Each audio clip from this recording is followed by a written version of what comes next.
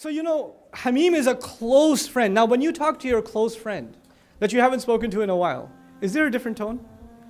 It is, isn't it? Allah is forcing this da'i to internalize something almost humanly impossible.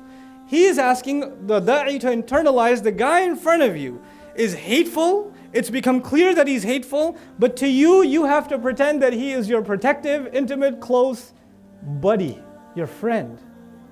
And then Allah Himself says, وَمَا يُلَقَّاهَا إِلَّا الَّذِينَ صَبَرُوا. No.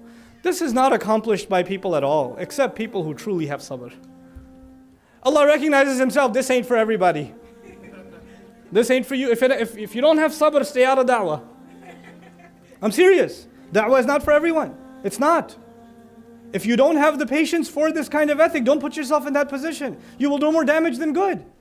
وَمَا يُلَقَّاهَا إِلَّا الَّذِينَ صَبَرُوا. And then He says, by the way, all of this is so difficult to do. So Allah says, those who can pull this off, وَمَا يُلَقَّاهَا إِلَّا ذُو حَظٍّ عَظِيمٍ. And who can pull this off? This good patience and this power and this ability to respond with better will never be met with anyone except people who have incredible fortune. They're really, truly fortunate with Allah. Why? Because when Allah gives you more difficult challenges, then the rewards are proportionately higher.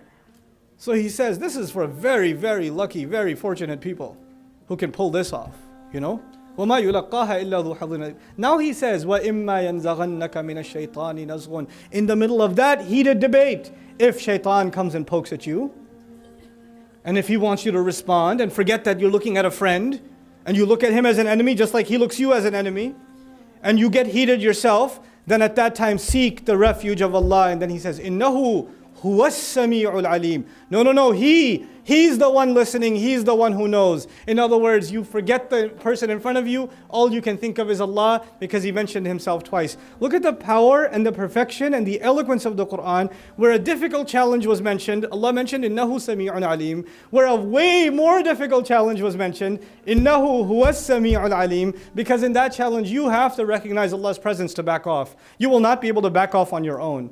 There will be something that switches off inside of you. There's an animal part of us, the gear that just clicks, and you go into hyper-aggressive mode and you turn into someone else. The only people who can back off from that are people who recognize Allah's presence. Let me give you a psychological example of that. You're about to get really angry with your younger brother, and your dad walks in. Why you?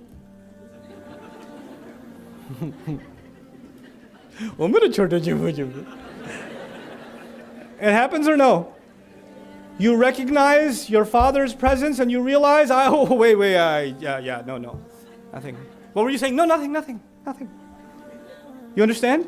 When you recognize the authority's presence, something in you changes immediately. You were about to be angry, but you're like, I know I get in trouble if I say anything now. Allah reminds you of Himself at the right moment.